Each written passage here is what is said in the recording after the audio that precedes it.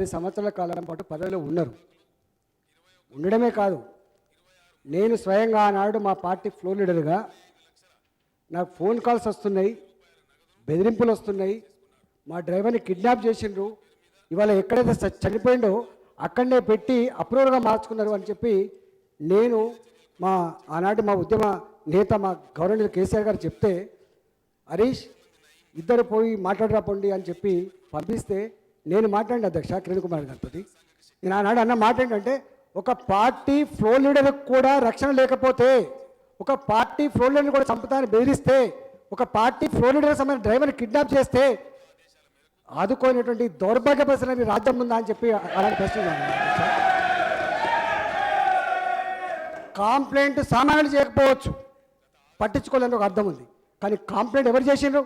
నేను అన్న ఆ రోజు, కిరణ్ కుమార్ రెడ్డి గారు మీరు ముఖ్యమంత్రి అయినరు, మీరు చీఫ్ విప్గా ఉన్నప్పుడు నీ సహచరుగా ఉన్నా, నీ సహచరుడి పట్ల కూడా నీ ప్రేమ లేదని చెప్పి అడిగిన అధ్యక్ష.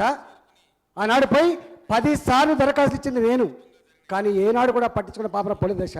అందుకని మీకు హక్కు లేదని చెప్పి మాట్లాడుతున్నాను అధ్యక్ష. కానీ ఒకటి, అన్ని విషయాలు బయటికి చెప్పకపోవచ్చు, కానీ రాష్ట్రం ఏర్పడిన తర్వాత మా గౌరవ ముఖ్యమంత్రి కేసీఆర్ గారు ఇట్లాంటి దుర్మార్గులు ఉండడానికి వీల్లేదు, చట్టాన్ని సాధించవలసింది ప్రభుత్వం తప్ప చట్టాన్ని సాధించవలసింది వ్యక్తులు కాదని చెప్పి ఆ రోజు నిర్ణయం తీసుకున్నాం. ఆ రోజు యొక్క కొనసాగింపే ఈ చర్య అనే విషయం మర్చిపోకూడదు అధ్యక్ష. అధ్యక్ష మీరు అన్నారు ఒక మాట, తన దాకా వస్తే దాకదని.